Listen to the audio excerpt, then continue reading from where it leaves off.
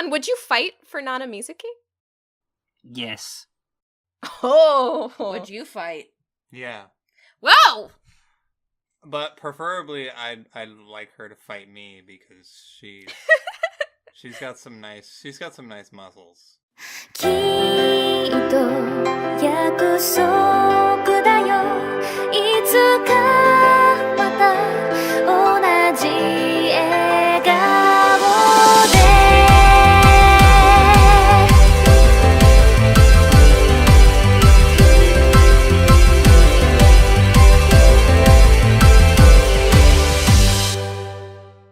Hey there, everyone! Welcome back to The Box, the Annie Chat Box, where 5 friends snuggle up in a teeny tiny space to talk about all things anime. My name is Cammie. I am sometimes called the resident cinnamon roll of this podcast crew, and I'll be hosting you today. Everybody's here for a very cool reason, which we will get into. First, up in Oregon, which I guess isn't really up from me, but like across from me a long, long way, are 3 of the hosts. The first one that I'm going to bring up is the one that gives us production consistency every single week, and that is Gregory Von Maximus III, twice removed. What's up, Internet? How's it going? Yeah, it's going. It's going over next door Oh! to bring up the one who brings us consistency of arguing they are not a weeb at every single chance that they get, and that is Dominic. Hi, I'm not a weeb. On brand. And next to Dominic is the one who consistently brings me feels on a regular basis whenever I get to chat with her, and that is Cassie. I got them feels. Stocked up on the feels. There's some sort of song that just goes feels. I don't remember what it is. I need that in my life. I feel like that would be a new anthem of some I can't sort. stop this feeling deep inside. No, it's like, I got them feels. I don't know. I'll look it up. Oh, please. I'm excited for that. And consistently bringing us a wonderful accent and a love of mecha, there is the one and only Jonathan Joestar. Hello, everyone. Do you got them feels? I got them feels. We got them feels. We also have a quick announcement for you.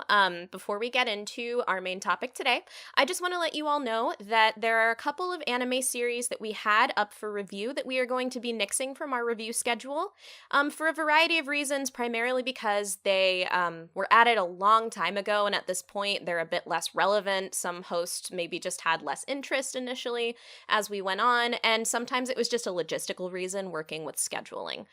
So the following shows we are not going to have up for review anymore, and that is Kokoku, Death March Kara Hajimeru Isekai Kyosho...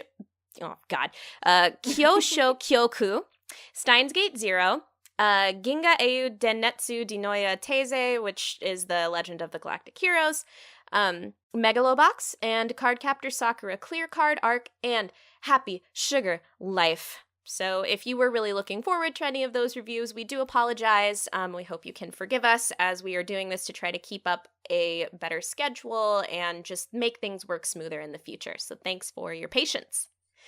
But now that you patiently waited through the announcements and introductions, it's time for our Winter 2019 Seasonal Splash Tank. Whoop, whoop, whoop. Now that we got rid of a bunch of anime, let's add more. Whoop, whoop, whoop, whoop.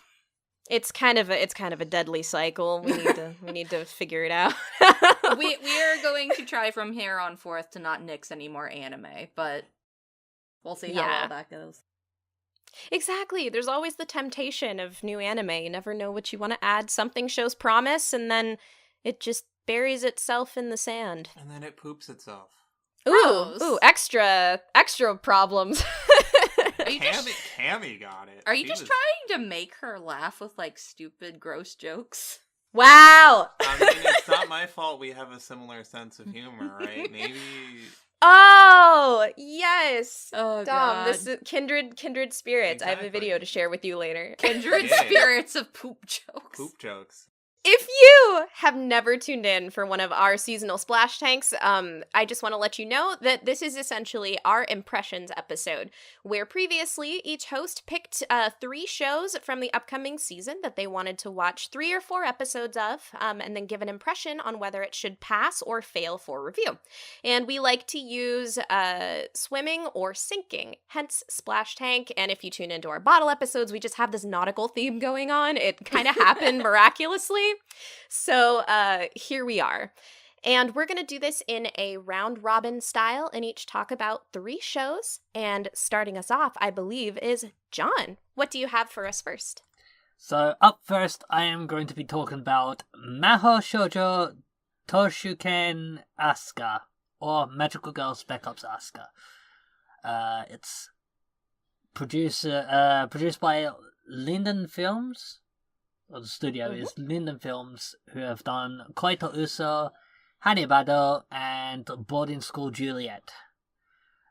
The synopsis goes, due to the invasion of Diza's enigmatic creatures of soil from the land of the dead mankind, who was on the verge of a crisis, was saved by the efforts of magical girls who had obtained a mysterious magical power. That first sentence does not read very well. 3 years later, new incidents suddenly occur, tearing apart the normalcy of the girls who have each returned to their normal lives. The saviors of humanity, those magical girls called the Magical Five, now live each day fighting for their lives, even as they are trifled with by fate. So this series initially caught my attention as I was watching the first few episodes. It really caught my attention and was showing some promise of being something really interesting. It had some gore in it, but it dealt with PTSD amongst some of the characters. For example, Oscar at this point is effectively a 15-year-old, I think, war veteran. So she keeps herself physically active, even though she's actually decided she doesn't want to be doesn't want to be involved in any magical girl stuff anymore. She's done her fighting, she's had enough. But she maintains the fact that she can transform and maintains a physically active body because she's practically terrified. She doesn't want to be in a situation where something happens and she can't do anything about it. But she also can't even walk down the street without seeing a mascot and imagining the worst. Because yes, the monsters that she used to fight looked like giant teddy bears and stuff. And another girl who wasn't involved in that gets involved in another incident and develops PTSD from that. And you've got her reacting to it and the pair of them trying to calm each other down, basically. And I thought that was really neat. And there was other neat things going on. And I was really wanting to swim this. But then they take everything a step too far. And it gets really hard to watch. And I don't want to put anyone through that. Because, there's a bit of gore. The gore's not that bad. But it then gets super violent with torture and other such things that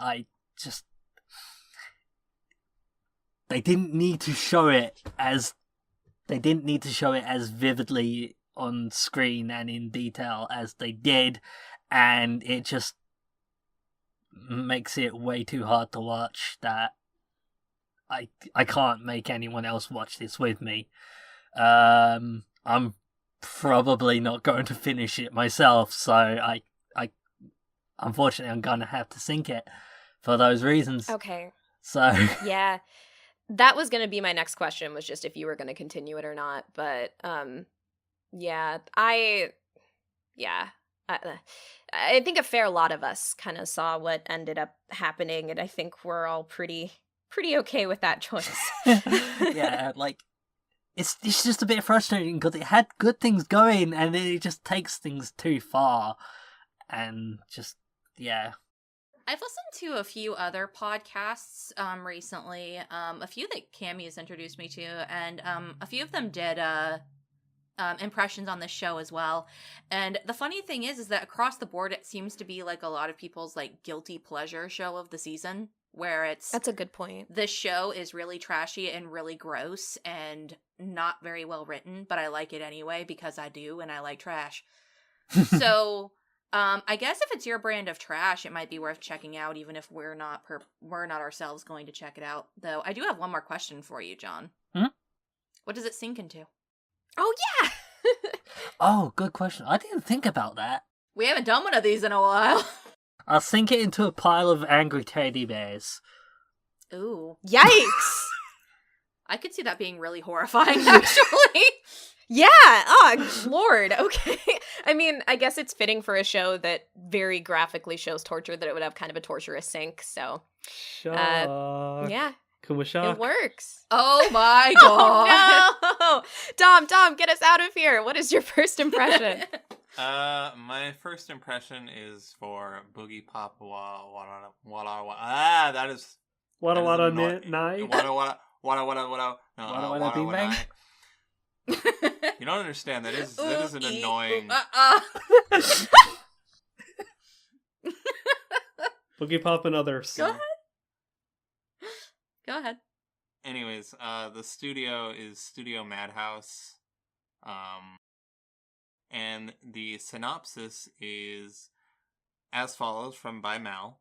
Hushed exchanges among the female student populace of Shinyo Academy center around an enigmatic supernatural entity. This entity is Boogiepop, a Shinigami who is rumored to murder people at the height of their beauty before their allure wanes. Few know of his true nature, a guardian who, between periods of dormancy, manifests as the alter ego of a high school girl named Toko Miyashita, to fend off the enemies of the world. Now, a string of mysterious disappearances, presumed by the school to be merely runaways, has caused Boogiepop to awaken. But somewhere in the academy, a menacing creature hides, waiting for its opportune moment to strike. Boogiepop wa Warawanai subtly explores the intrinsic associations between human beings and their perception of time, while delving into its characters' complex relationships, emotions, memories, and pasts. This was my number one pick of the season, because the PV looked really good. Yeah. And had a lot of things that I tend to gravitate towards, like punching and attractive girls punching and cool action. Yeah. So I was very excited. I haven't gotten any of that so far, basically. Oh no. Yeah. We got the beheading of the one girl you thought was cool in the opening, but that's about it. Or in the PV. But that's all you got, yeah. That's about it. Yeah, I haven't gotten any of that. This show is a very different thing than I thought it would be, because I barely know anything about. I know very little about the source material going into this, which is bad. Which is, I guess, my fault. I didn't do any research. I was just like, oh, cool PVs, girls punching things. I'm in. That was bad idea on my part. This is more of like a kind of like a psychological, like thriller kind of show, which can be pretty good. But Boogiepop is very boring. Yeah, and it doesn't use the visuals or the characters or really anything all that well to really give you the sense that what's happening is either very like unsettling or scary or anything. It's like a thriller that's really lacking in any sort of palpable mood. Oh, that's a shame. Yeah, so it's not very enjoyable to watch. Me, Cassie, and Zach have been watching it roughly every week. And, I mean, I think we're just kind of sticking with it just because we've gotten relatively far. We've gotten, 2 arcs in now. Yeah, we were up to date, but then for some reason they dropped 6 episodes at once, so now we're behind again. But... yeah. I have heard that the most recent arc is better, but I don't know. We haven't started it yet, so I'm not entirely sure. But from what I've seen, it's a very middling just kind of show. I don't care about any of the characters really. Hasn't been any action, which I wanted. Didn't get any yet, really. The one action scene that we have seen so far is not that great. And the actual focus of the show, which is, the psychological aspect, is poor. So, this sinks. I really loved what you said about it being a thriller without a palpable mood, because that just essentially is it. If you're trying to do something... Yeah, there's no coming back from that. A mood is what's supposed to be really good about that genre. So, well said, my friend. Yeah. It's really interesting in the fact that it's got a good team behind it. It's just boring. I'm on episode 6 of that show, and I keep asking myself, I'm like, should I continue watching this show? I'm on the fence. Well, now we're on episode 14 or 13 of the series, and I don't know if I have a desire. I've heard someone compare the most recent arc to, Kara no Kyokai, which is a thriller that's scary, with an actual mood to it. So I'm kind of okay, maybe this will finally, they'll finally pick it up and it'll have something, actually fucking good to watch. But as of right now, I mean, the first 2 arcs were pretty not that great, so it sinks. And I would recommend spending your time watching something else. I have a few good things that I took away from Boogiepop, though. Mm-hmm. Okay. That I feel like I should mention. One, I think that the show has all of the necessary pieces to be an amazing thriller. I think it's poorly directed.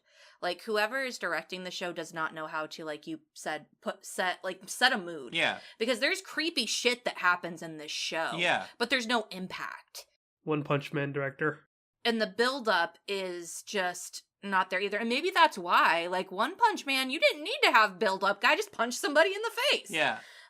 So I think that I've heard that the light novels might be worth checking out. I've also heard that the original Boogiepop Phantom was way creepier and interesting, so I'm kind of intrigued to maybe check that out in my own time. So I took that away from it. I also took away that it is extremely satisfying to say Boogiepop. It is. Oh. It really is. She does that every time we watch an episode. It is strangely satisfying. Last thing, everybody should watch the ED from this show, especially you, Cammy, because I know you love minimalistic stuff. Oh, it's really I good. know that's your aesthetic. We might all have to watch the ED after this recording, because that ED is one of the best of the season. Yes! I'm so excited now. And I wish that kind of direction could have been implemented into the actual show. Yeah. Dom, we have to ask you the question you were dreading, though, and what does Boogiepop Wawaranai sink into? It sinks into a poop tank. Okay! I feel like this is going to be your answer for all of them. You have to change it up every time. No! You do. No! You do. No. You That's the rule. You have to change it up every time. That's the rule. Can I use a different word for poop? No, it has to be something else. Rebel, Dom. I will rebel. Those are literally the rules. Oh, lordy. I think it's my turn next. That's right. All right, so I'm going to get myself comfortable by kicking everybody out of this box, flipping it upside down, and standing on top of it to have my soapbox moment for Mob Psycho 100. This soapbox thing has become a meme in the past, 3 episodes, and you're Yep. never gonna have it end. I'm just gonna keep doing it occasionally. It's just gonna be an ongoing bad joke where I just kick everybody, aggressively out of our nice little comfy box and stand on top of it to be the authoritarian dictator that I am. Yes. Anyway, cracking the whip now. I need a spot on my box to talk about one of the most wholesome anime that has ever existed.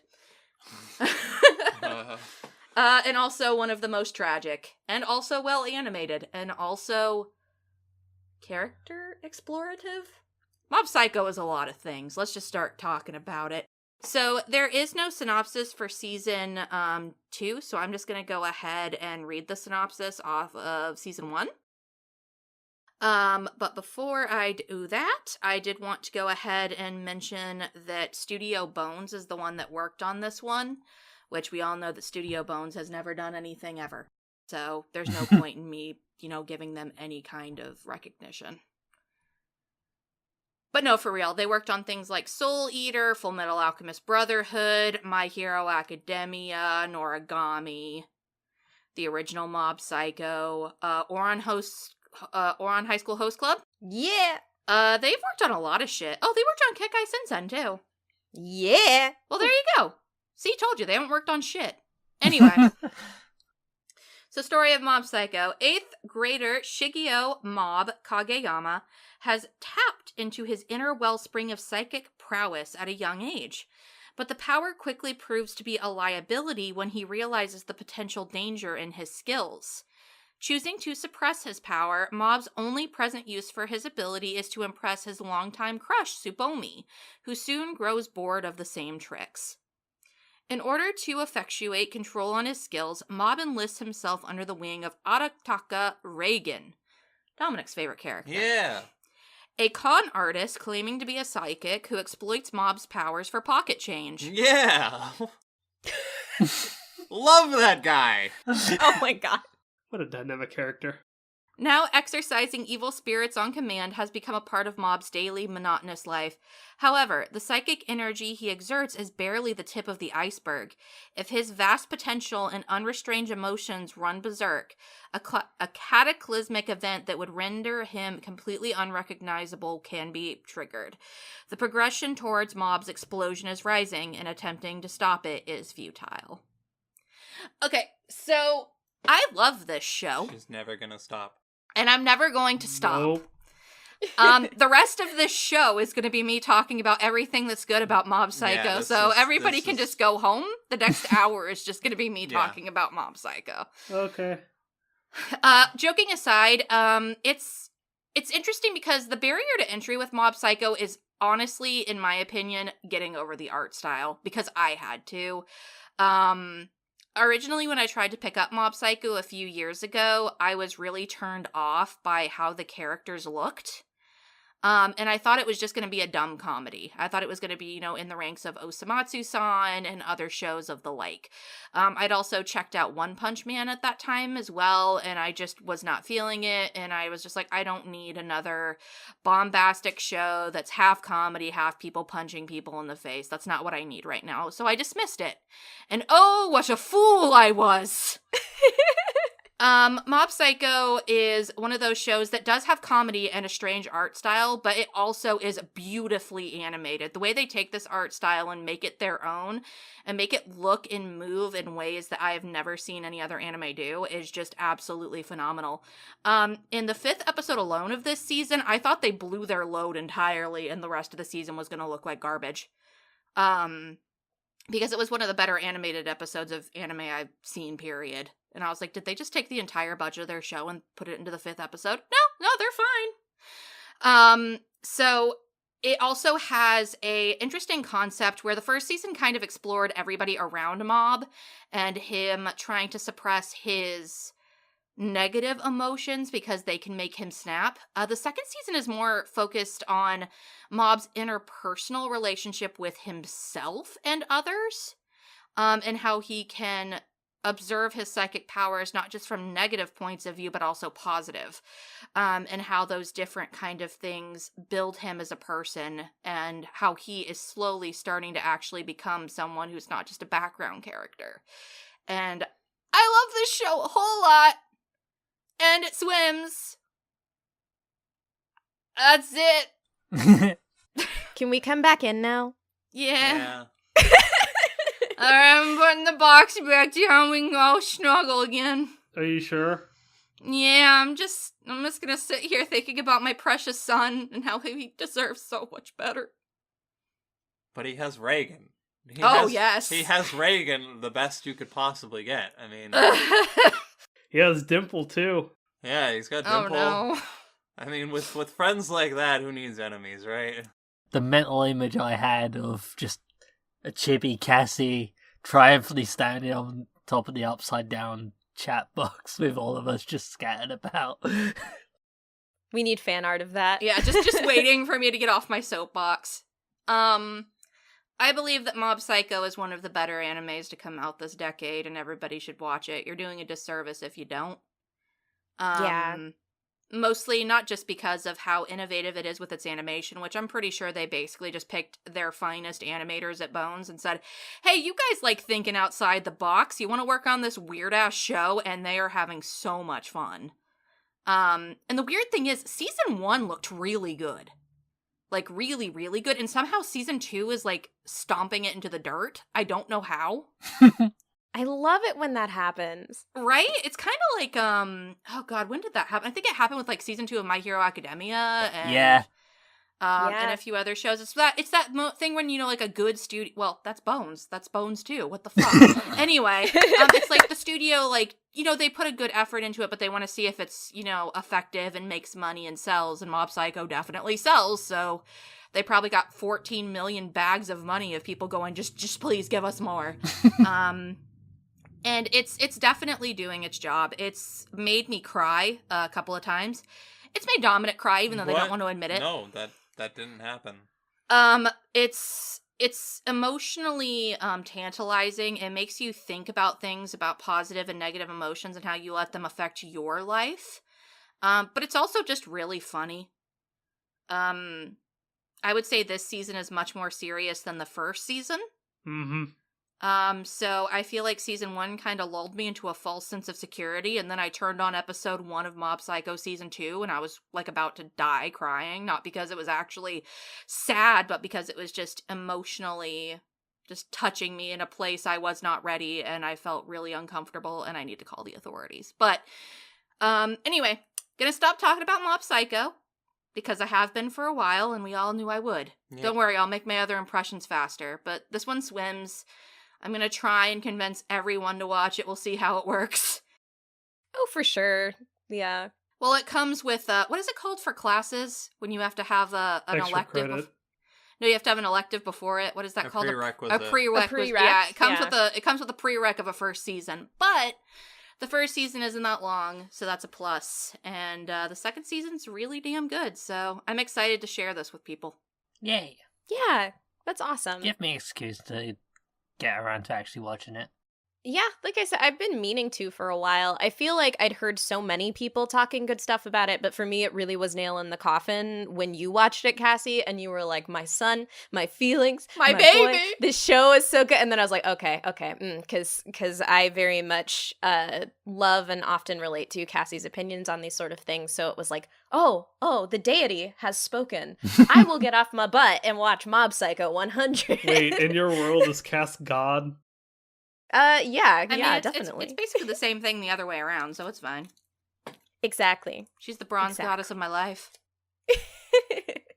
So yeah, I'm excited for that. I also just want to mention, completely not off topic, but I found fan art of Reagan sticking his ass out that said "exercise this," and I sent it to Dom on Twitter because I was like, this is their aesthetic. Like, Good this is content. it. Okay, Bones has, like, a huge thirst for Reagan that I don't entirely understand. I understand. I understand. See, me and Craig get it. You just have poor taste in men. Wow. Whoa! I mean, you're not exactly wrong, but Whoa! I mean, but if you look at my dating history, yes. But if you look at like my taste in anime men, come on, we about to throw down. So before this ends in fisticuffs, Craig, how about you tell us about your first impression? First impression is Bang Dream Season 2. Studio for this is Sanzigen. What they have done is cult classics such as ID Zero and Bubunki Burunki. Yo, the synopsis goes as such. Well, there is no synopsis for Season 2, so you're getting the synopsis for Season 1. Woo! Since she was very young, Kasumi Toima has always been searching for the quote-unquote star beat, a sparkling and exciting sound she heard while looking up at the night sky. Just after getting into high school, Kasumi comes across a quote-unquote star-shaped guitar in the storage area of an old pawn shop. Feeling a rush of excitement she has never felt before, Kasumi teams up with 4 other girls and embarks on a journey to seek out the shiny place. We promise to perform live here. Okay, so what the question remains, why did I choose the show? Yo, I'm in band hell, and since starting the game last April 2018, I'm now rank 145 in that game. I've watched all the original net animations. Cass and Kemi are now in this hell with me to varying degrees. Hey, listen, I was with you from the very beginning. I just took a small break. Oh, you were wise to get out for that or get out while you could, but Yeah, now I'm back. Persona pulled you back in. Suffice it to say, I was excited to know that there's going to be a season 2, but I questioned how are they going to handle this. Bandori is kind of interesting in the fact that it's not like a Love Live where it really focuses on one group and their overarching narrative to try and win a tournament. Bandori is just literally about band girls, 5 of them to be exact, and just performing. Season 1 focused on the formation of Pop and Party. So when I heard news of Season 2 and having all 5 bands, I was like, how are they going to handle this? So it should be said that I am keeping up with this. This show is interesting in the fact that it is all CG. Everything is CG. Performances, animation outside the performances, all CG. Because of that, it kind of comes off a little stiff, but if you're into the fandom, at least you're like, hey, they have an episode focused on this band, an episode focused on this band. And the through line is Pop and Party wants to produce a self-sponsored show like Rosalia does, because Kasumi's like, yo, Rosalia is so cool. We should do that too to actually like be taken seriously. And basically it's just them all trying to hang out with the other band members. They go to 2 different schools. But suffice it to say, this show is fine. I'm continuing to watch this, but I don't think it's necessary to watch for the podcast. It's cute for what it is. You get to hear various original songs by the bands, but for the most part, yeah. If you're watching this, you know what you're in for. But for everyone else, just play the game. Yeah, I think that's fair. I've seen clips of the Bang Dream anime, and each time I see that CG, I'm just like, why? Because now I'm so spoiled on like the beautiful, shiny, bright CG that's in the game cutscenes. Yep. And I'm just really sad that couldn't translate into the anime. It's just weird because the first season was produced by Zebic, I believe, and that's just traditional 2D animation with the performances being CG. But when they went all in on the CG this season, I was like, I guess I'll take it for what it is.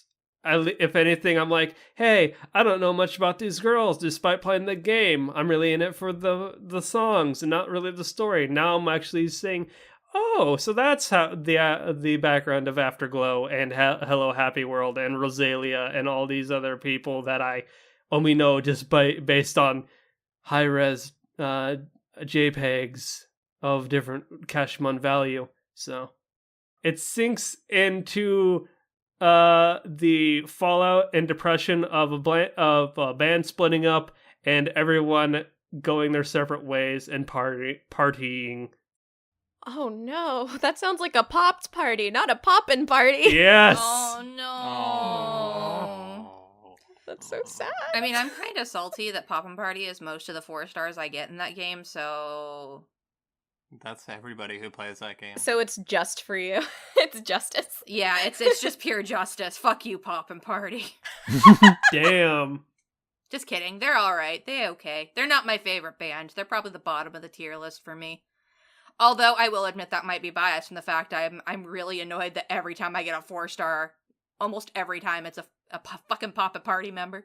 I've gotten the same 3-star Sayo like 3 times, and I'm just like, go the fuck away. I don't even like you. Aw. You don't like the bakery girl? Why?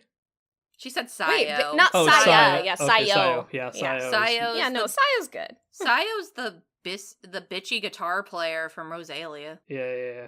Yeah.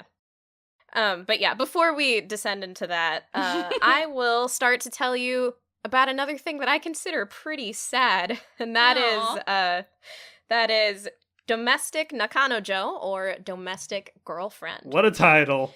Hold on, I need a moment Yep. to start dramatically playing piano in Oh the my God. rain. Hold on. We will get into that. We definitely will. The studio that animated Domestic Girlfriend is Studio Diomedia. They're not super well known.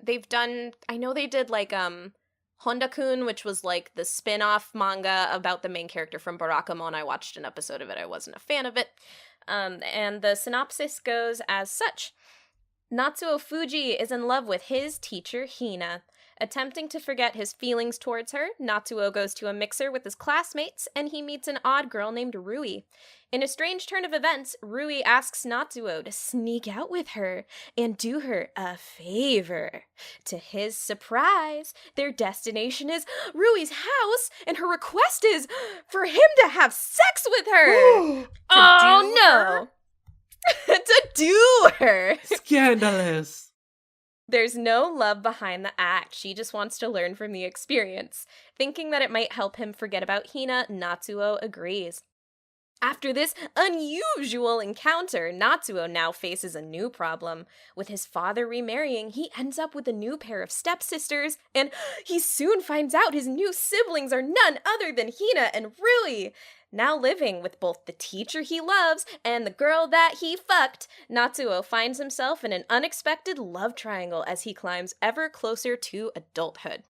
Is the word "fucked" actually in the description? Because if No, so, that was kudos. just me. That was embellishment. Okay, I was about to say kudos, Mal. You're branching out and being a little bit more upfront. No, this is Cammy doing her All best. Kimmy. Yeah, I'm trying. It's such a ridiculous synopsis. I had to have a little fun with it. So, yeah, funny story how I ended up having this show on Impressions. When we initially had our picks, I had chosen a show called Domestic High School after learning that it is literally animated like those MMD fan flash animations, and that it was nowhere to be found streaming legally. I was like, I'm gonna drop this one if it's okay. And then the next show that I picked up, Rinshi Ekoda-chan, ended up being basically 3-minute like animated skits, and then 20 minutes of interview with whoever animated it that day, or the author, I can't remember which. It was also very hard to access on Crunchyroll because it was explicit. I believe it was about the life of like a sex worker or something. So then I was like, all right, I gotta choose another one.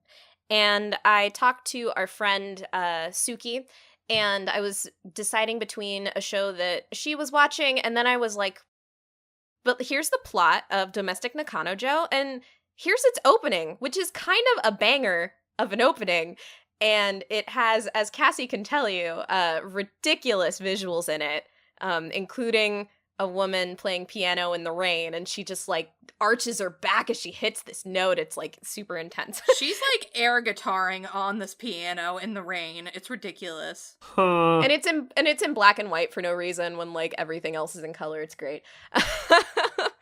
So Suki was like, well, what are you waffling about? Clearly you should watch this abomination.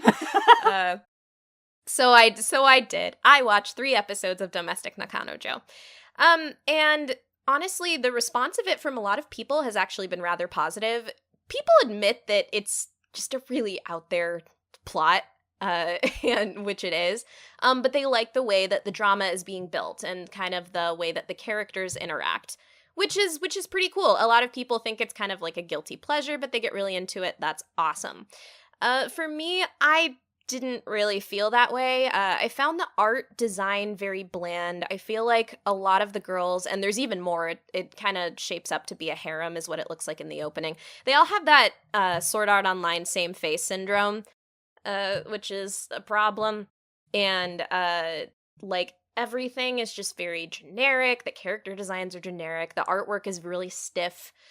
So I didn't like looking at it. And I was at least curious maybe if the plot, being racy and wild as it was, could bring something new to the table. It really didn't, to me. I was hoping, at least with the plotline like this, that it would kind of go full-on Kuzuno Honkai to bring that show back after last week's episode, of being really explicit and, like, kind of fucked up in what it talks about. But that is also not there. You don't even see like when the main character has sex with Rui. It's all just implied through like flashbacks of her face occasionally, or like saying we had sex, which is fine. Like, I don't know. I think it's just that for as wacky as the plot was, if I wanted it to work, I wanted it to be out there, just go full throttle with what it's describing. But it's setting up a very, to me, generic harem love triangle drama thing. I don't care about any of the characters. I find it really boring, and it sinks into a gigantic abyss of a rain puddle. Damn. Yeah. That's gotta suck, yeah. drowning in a rain puddle. I know, right? Well, there's just all that imagery in the opening. And the opening, like, to be fair, I actually really like the opening. I think that people should go watch the opening because it's fun and it's got a really good song. Yeah, the song is really, really nice. Yeah, it's a good vocalist. I have to look up more of her stuff. But also, I mean, if people do like it, then no offense to that. I can totally see why. I just don't think it's something really for me or anyone else really on the podcast. So, yeah. And that being said, that rounds us back up to you, John. Yay! Okay, so, second series I'm going to be talking about tonight is Tate no Yuusha no Nariagari, or The Rising of the Shield Hero. Studio is Kinema Citrus. What have they done? Made in Abyss, Shoujo Kake Review, Kageki Review Starlight, and Tokyo Magnitude 8.0. So, like, no-name series. Who's watched those? Nobody. Except me. I've watched all of those things. You watched Tokyo Magnitude? Yeah. Back when I was in, like, college. Huh. It's really depressing. Yeah, I heard so. Synopsis goes, stories of old tell of 4 otherworldly heroes wielding the sword, spear, bow, and shield, who defended the land from wave after wave of calamity. With the fate of the world in balance, the kingdom of Melramark summons these legendary figures. In modern-day Japan, the call is answered, and the unwitting heroes are transported to this fantasy universe. Thrust into Melramark and given the title of Shield Hero, Otaku Naofumi Iwatani is labeled the weakest due to his lack of offensive capability and apparent inexperience. When the heroes part ways to start their journey, he only has one willing companion, the beautiful princess Multi Muramark. However, she soon betrays him, steals all his money, and accusing him of taking advantage of her. For his alleged crimes, Naofumi is branded a criminal and made an outcast of society. With hatred filling his heart, he sets out alone, vowing vengeance against those who wronged him. Dun dun dun! So, yeah. I'm not gonna mince words. She makes a false rape claim against him. And part of me is like, wow, the timing of this didn't do any favors, but I'm also thinking, well, whenever he's going to try and portray that kind of story, going to be in a favorable situation. So the music, though, is really good. That's cool. I really enjoyed the opening. And it did manage to get it's well animated and got some laughs out of me at some points, and I did find myself enjoying it. I 100% went into this show after it already aired and I heard all the controversy about it, expecting it to piss me off kind of constantly. So I was actually surprised to see that I was enjoying it. But there are definitely problems with this series, and definitely moments where it did rub me really the wrong way. Naofumi's personality does a complete 180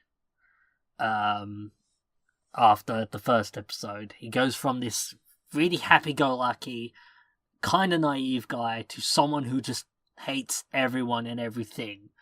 And they kind of constantly drive this fact in. It's like, I hate everyone and everyone hates me, so we're all in agreement. Fuck everyone. Constantly kind of attitude. Then he shows no hesitation in buying a slave. Yep. Yeah, and then it spends episodes like, oh, isn't he a good guy? Look how well he treats his slave. And it's like, he's not good, he's morally grey. The only reason why he looks good is because he's compared to much more despicable people by comparison. And watching the series, there's so many times I'm like, you could have made this guy seem far more heroic in other ways. And yeah, stuff happens and he ends up does start becoming a better person, but it takes a while to get there. It has moments where it does actually show some real promise and then backtracks. It ends up being so frustrating in these ways that as much as I'm enjoying it despite these facts, I can't make anyone else watch this with me because nobody else here is going to watch it with me, quite frankly. Generally, the only person I can ever convince to drag along into my isekai hell is Cassie, and I know she's not going to enjoy this at all. What gave you that impression? Here's a question, though. Are you going to continue watching it despite all of this controversy? I am going to continue watching it myself. Yeah. I mean, and that's fine. I think we had a conversation about this last week when I was talking about Eromanga Sensei and how awkward I felt liking the show, and I would always talk about how I liked it in an almost sarcastic manner, because sexualizing 11-year-old children is just as bad, if not worse, than promoting slavery. Mm. Mm-hmm. So, but I liked Eromanga Sensei. The thing is, there's a tolerance level for people when they watch things, and if there's things that specifically rub you the wrong way, like for example, I am never going to make Dominic sit down and watch Manga Sensei as much as I joke about it, because I know that it makes them extremely uncomfortable, but they don't shame me for watching it either. Outside of jokingly. Not too much. Not too much. So, I mean, it's the same thing with Rise of the Shield Hero. Like, I think there's a lot of things here that a lot of us have problems with, and that, for me especially, hit on topics that make me feel extremely uncomfortable. And if John wants to keep watching it despite that, more power to him. Yeah. I've heard the animation is really nice and the music's good. The animation is really nice, the music is really good. Raftalia, the slave girl, is such a good girl that, like, I kind of want to continue watching it to see her have something good happen to her, basically. I mean, I sure hope so. One of the really good scenes is that she actually gets freed. Minus spoilers, but nobody else here is going to watch it. She actually gets, like, against anyone else's will, against her own will, admittedly. There ends up being a really heartwarming moment where she manages to convince Naofumi, that he can trust her even without her being his slave. And that's so good. Do they backtrack on that? And then, to prove that he can trust her, she has him put the slave seal back on her. What a fucking show. Like you just said. Yeah, sounds like progress and backtracking. It's just Gotcha. Like, why? And What a fucking show. I just am going to keep my thoughts to myself because I have a lot of feelings about that particular scene, and I've had people try and defend it, and I just can't deal. Mhm. I can't deal. Like, you want to keep watching Shield Hero and enjoy your time. It's better if Cassie sits here with her mouth shut and her hands clamped together. Yeah, so, I'm gonna think this, though. There's too many reasons why I can't swim this. What's it gonna sink into? Dookie. And not the really, really good Green Day album. A puddle of racism and slavery and exploitation of women. Sounds like Dookie. Sounds like Major Dookie. It sinks into the Curse of the Shield, There we go. which is a That thing works. in the series. What the fuck is a curse of a shield? We don't ask questions, Craig. It makes him go into a rage mode and kill anything around him. Okay, cool. Yeah. I prefer Dookie. Well, Dom, depending on what show you do an impression on next, maybe you can use your Dookie usage. What do you want to talk about next? Okay, next I've got the show Egao no Daika, which means The Price of Smiles. By the studio is Tatsunoko Production. The synopsis is as follows from Mal. On a planet far from Earth, there is a kingdom full of smiling faces. Princess Yuki is 12 years old and about to enter a sensitive age in a person's life. Damn if that ain't the truth. Every day, she cries, laughs, and sometimes her heart throbs with excitement. All the while, she lives merrily in the royal palace. Filling her days are her loyal vassals, her tutor, Reida Izana, who assists in political affairs, the leader of the chivalry Herald, and then there is her childhood friend and aide, Joshua. And this is a quote. It says, "Yuki, if you have the spirit and guts, you can do anything." And then it's followed by another quote which says, "No, not this again. Joshua, be nobler." Stella is 17 years old and capable, reserved soldier. However, she is always smiling, for smiling is essential to living. This is a story of two girls born on distant planets. So this is a bad kind of synopsis because it just throws you around and has random quotes for some reason. But basically, it's about a princess of this one country somewhere on some planet. And then there's a girl in this other country who's a soldier, and like the princess doesn't know that they're at war with each other essentially. And so it's like I only watched 3 episodes because I dropped it.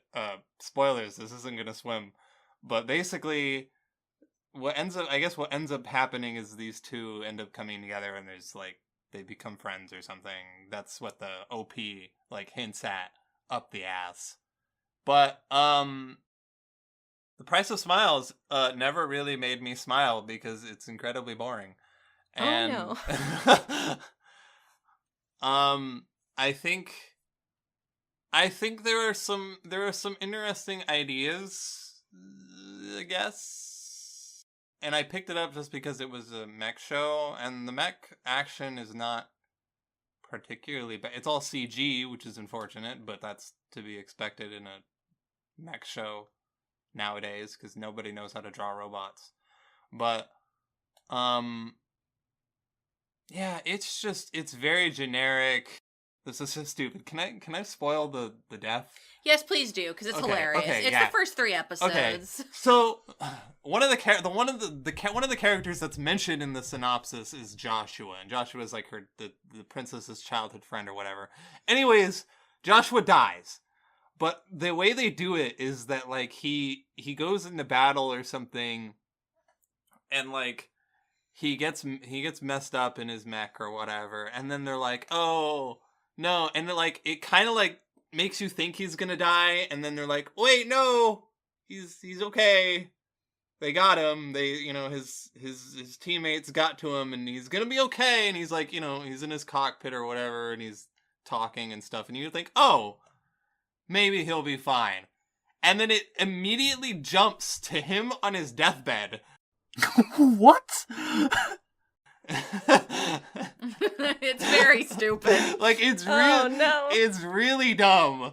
And you're just like, oh, I guess he's dead. And like, this is supposed to be like the opening thing for like the princess to like realize that like, oh, they are at war. The way we're gonna tell you that our country's at war and we've been lying to you your whole life is to show you your dead best friend's body.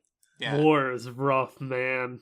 But it's just really funny though, because the entire time we were watching that episode, Dominic was like, he's gonna die. He is so good. Cassie, they're doing all of the tropes right now. He is dead in that cockpit right now. Every single mech like trope death flag that you could possibly think of, they threw in there, and I was like, yeah, he's dead. But yes, keep going. And then they got to a part where I was like, oh, I guess this is where he's gonna die, because it looks like he's about to like sacrifice himself to like do something heroic, but he does the heroic thing, gets out fine. He does get stabbed and like wounded, but they're like, oh yeah, we can get you to a treatment facility, you're gonna be fine. And I'm like, ha, he didn't die. And then they like randomly cut to the princess doing her thing, and they're like, oh, princess, we have to show you something. And now everybody's back from war for some reason, and they like lead her into his hospital room or whatever, and he's laying there dead with his little plushie that she gave him. And I'm like, the fuck just happened? I was so confused. Yeah, that is basically the highlight of that show. That was hilarious. This is just, yeah, it's very, honestly, half the time that I realized that, like, I kind of just forgot this show existed, half the time, because, like, it's not very memorable. I kind of just picked it because it had robots in it, and I was like, well, maybe it'll be good. It wasn't good. So it sinks. And it sinks in Dookie, which is just another word for poop. So I just did that again. So you're gonna have to do something other than poop the next time you try and sink something, whatever that may be. But anyway, it's my turn, and I'm going to go ahead and talk about Kaguya-sama wa Kokurasetai? Kokurasetai. There we go. Tensai-tachi no Renai Zunousen. Zunousen? Zunousen. Also known as Kaguya-sama Love is War. This show is done by A1 Pictures, also a no-name studio that has never done anything outside of Sword Art Online, Sword Art Online 2, Fairy Tail, Shigatsu wa Kimi no Uso, Erased, and a whole bunch of other stuff that definitely had no value whatsoever. That joke is getting old real fast, but I'm just going to keep using it. But no, A1 Pictures is actually a pretty damn good studio. They're one of my favorites, actually. They're probably like 4th or 5th on my list or something. I really like A1 Pictures. And this show does look really nice, so thank you, A1 Pictures, for doing what you do. Now let's get down to talking about what Kaguya-sama is. At the renowned Shujin Academy, Miyuki Shirogane and Kaguya Shinomiya are the student body's top representatives. They are the student council president and vice president, respectively, basically. Ranked the top student in the nation, respected by peers and mentors alike, Miyuki serves as the student council president. Alongside him, the vice president, Kaguya, eldest daughter of the wealthy Shinomiya family, excels in every field imaginable. See, if I had just kept reading, they would have said what I said and tripped over. Anyway, they are the envy of the entire student body, regarded as the perfect couple. However, despite both having already developed feelings for the other, neither are willing to admit them. The first to confess loses, will be looked down upon, and will be considered the lesser. With their honor and pride at stake, Miyuki and Kaguya are both equally determined to be the one to emerge victorious on the battlefield of love. This show is good. The show is so fucking good. What a fucking good show, man. Okay, I'm just gonna go up here very quickly and just say I'd like to thank my mom, I'd like to thank the Academy, I'd like to thank God for giving me one of the best romantic comedies anime has done. So here's the thing. When it comes to romantic comedies, you typically get either they focus a lot more on the romance, and then sometimes there's some comedy bits, or the show is entirely comedy and the couple kind of gets lost in the hustle of it all. Wotakoi is probably one of the only other shows I can think of that has a pretty decent balance. Whereas Kaguya-sama it's literally taking the romance and the comedy and making them one thing. And I love that. The show is so innovative and it is so funny. Spoiler alert, there's an entire episode that centers around a wiener joke. Like, its comedy is literally that lowbrow, but then you have other episodes that are really actually kind of clever with the comedy as well. It jumps around, it's silly, all of the character designs are very different. None of the characters look like each other, which is really cool. Shirogane and Shinomiya definitely look way different from each other. Chika doesn't even look like she's from the same goddamn anime. They have a lot of fun with colors. The sound is great. They have a lot of fun doing that, like, very elegant soundtrack that you hear in, like, OSTs, like, the Royal Tutor and shit like that really generic music in the background, but they have so much fun with it, and everything is suited to what it's trying to do. The opening is god tier. I love it. It gets stuck in my head all the time. I hum it at work. The animation in the show is ridiculous. They have a lot of fun with different angles. I recently started using the show to try and make an AMV, and it basically edits itself. Because of how dynamic it is and how they frame different shots in these really weird kind of panning moments.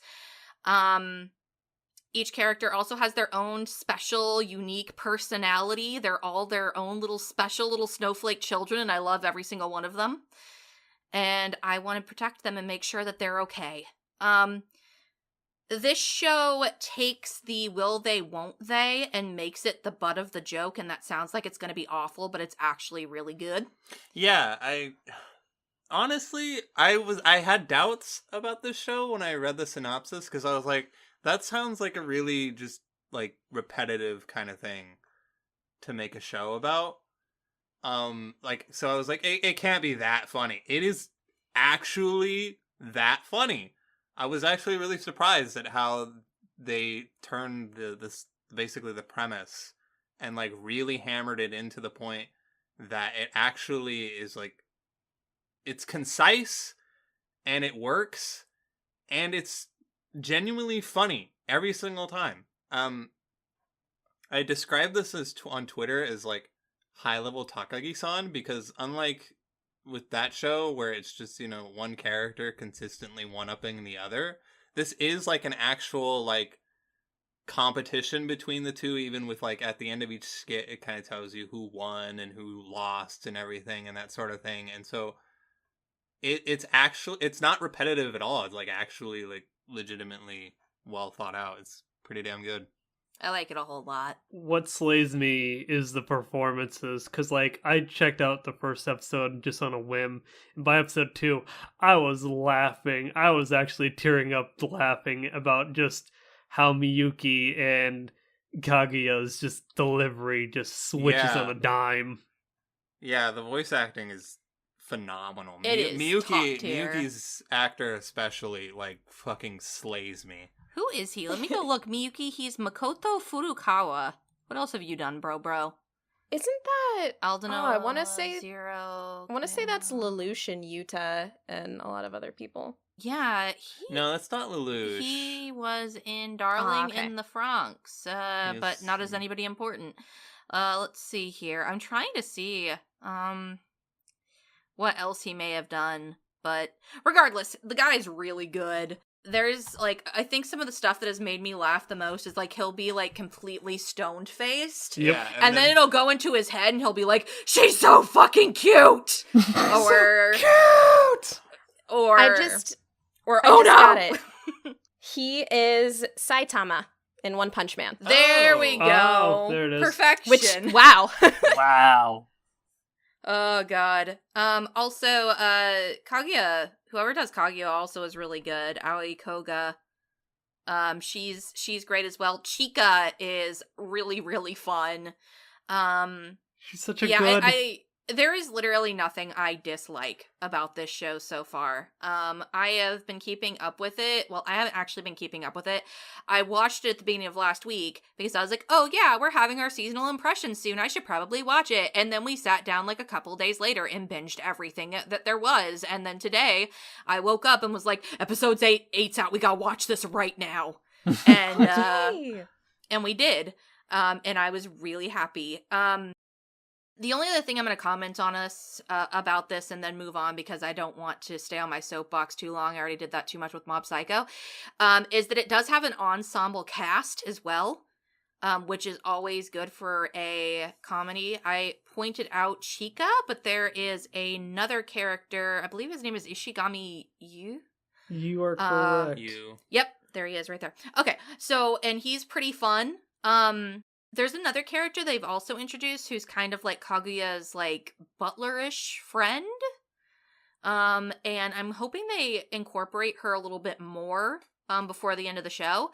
We're on episode 8, and there's only a few episodes left, probably, because I think this one's slated for 12 episodes. Yeah, 12 episodes. So I'm hoping that it does really well and we get more, because this is one of the better romantic comedies that we've had, and I'm hoping that the train of good romantic comedies, with us having Wotakoi last year and us having Kaguya this year, continues, because this is my bread and butter and I'm eating it all. Awesome. It passes, by the way. It swims, if you didn't guess. Yay. No clue. All right.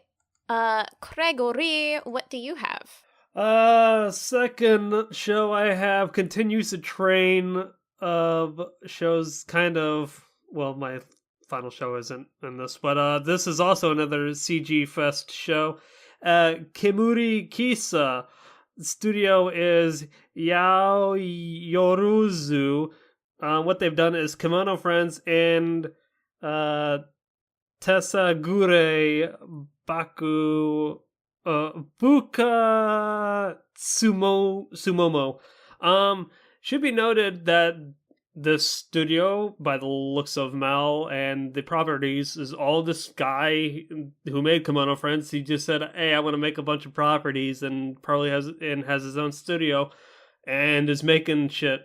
Out of all my shows, out of everyone's shows, this is kind of like what Dom said about Price of Smiles, where it's just like, oh fuck, I gotta watch this show, or oh fuck, I mind wiped this show because it's getting drowned out.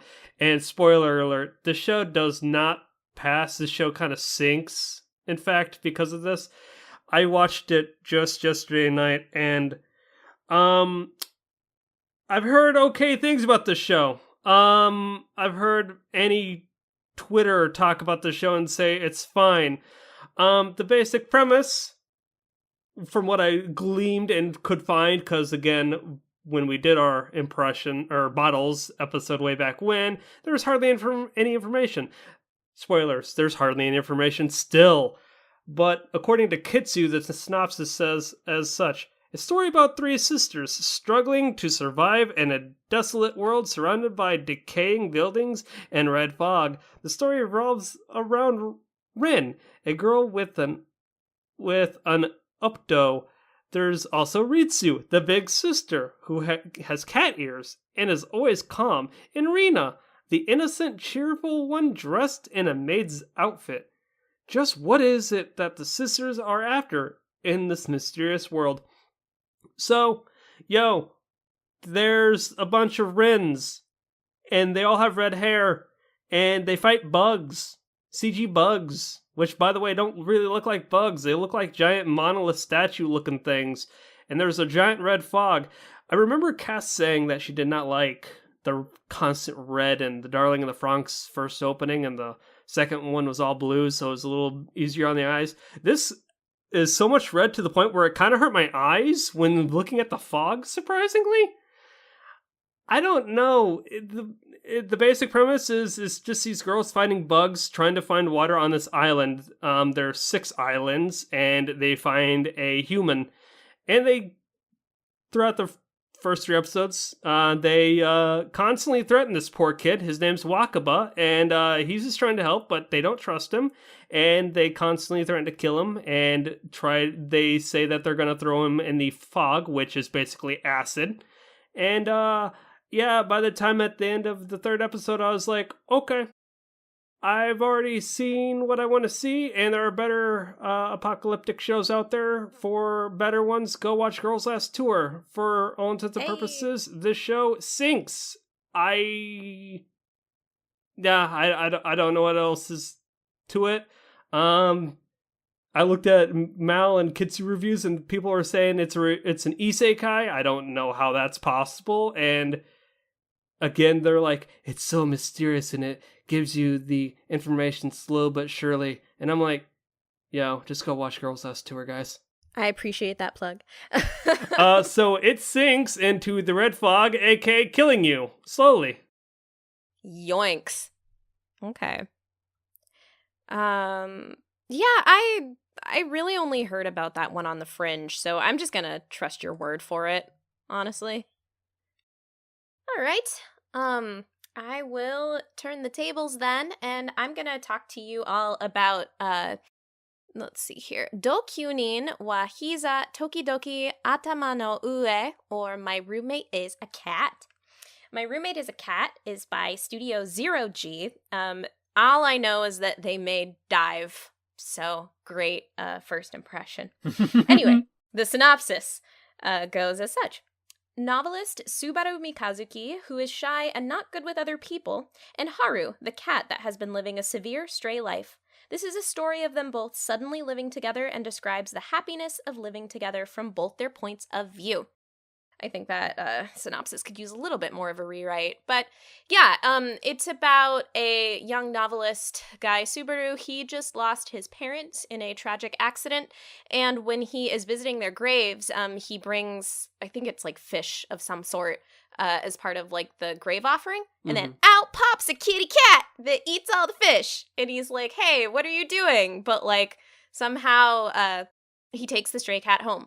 And then what happens in the first episode is it's split in half. The first half is through Subaru's perspective, and the second half is through the cat's perspective. So the cat does have a voice. You hear her thoughts, and then they don't like talk to each other, but it's basically just the same scenario, and you see how it's twisted in both their points of views. Which at first I was like, I don't really know how I feel about this, because there's always like a little bit of a tonal shift when we go from the way that Subaru sees things to the way that the cat sees things. The cat's name is Haru. It's what becomes her name. And, but you know what? It's actually a really cute formula. They do it every episode. I think it's fun because that way, like, viewers can relate to the way that it feels to have a cat, but also, like, the fun insight of, like, why a cat acts a certain way. And the biggest compliment I can give to this show is that it really, really nails down what it's like to have a cat as a pet. Just cat's mannerisms, like deciding, you know what, I'm gonna sleep in the middle of your laptop and you can't move me. This is my spot because it's a nice warm spot and I'm gonna stay here. Or there's a really fun little twist on the episode where Haru gets her name, where Subaru names her Haru for some reason that I can't remember. But then Haru, due to a memory that she has, someone would say the word Haru when they gave her food. So she perks up to the word Haru, but it's not because she knows it's her name. She's like, I know that word. It means food. It means food, right? So anytime he says Haru, she like freaks out and she's like, you're going to bring me more food, right? And it's really sweet. I had a couple of just like apprehensions at the start of the first episode. I think I wanted something a little more like gentle and subtle in its delivery and its character development. And sometimes the show borders a bit on kind of humor and almost being like saccharine, like too sweet a little bit. So it's just kind of cheesy at times. I think I wanted something more nuanced, a little more Natsume's Book of Friends-ish, but, you know, every show is different, and that's good because that makes you appreciate shows for what they are. So, no big deal there. Subaru also I found just to be really unlikable at first, and I think the reasons that he doesn't like people aren't very justified.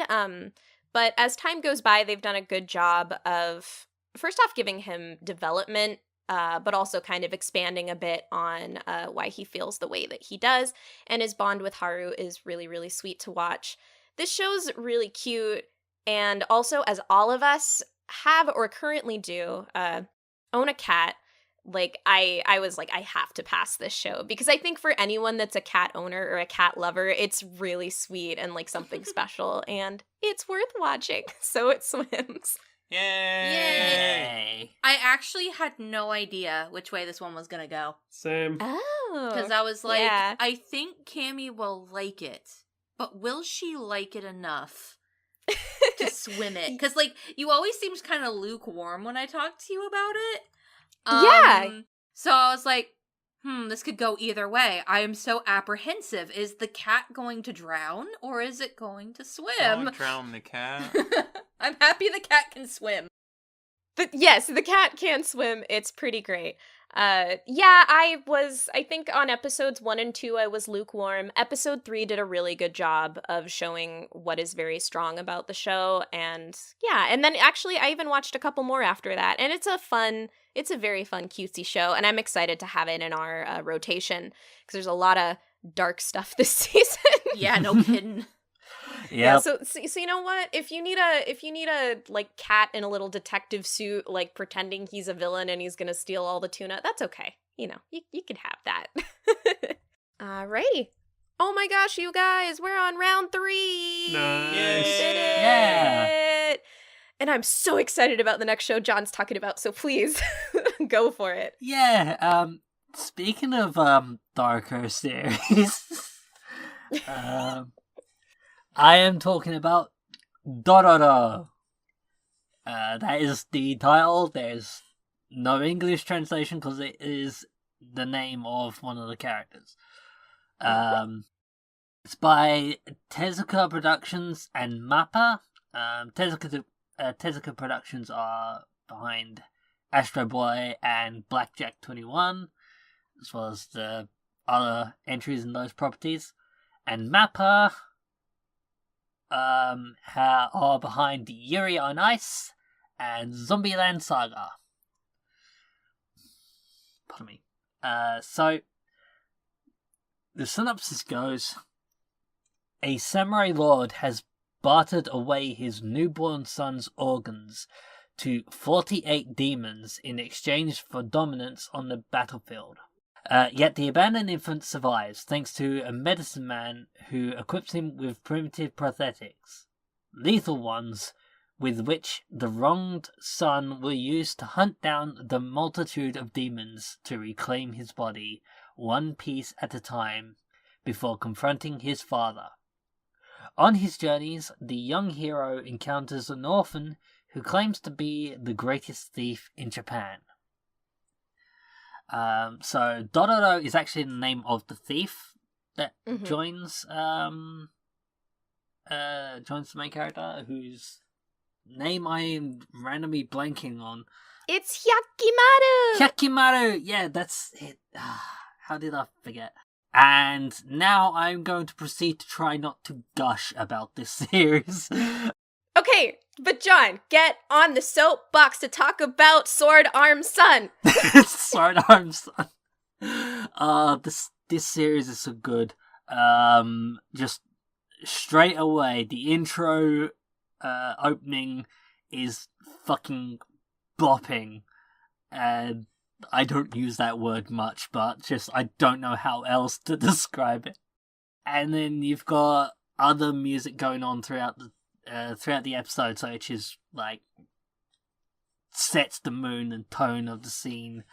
And then you've got the ending, and the ending song is also really good. So the fucking music all around is fucking good.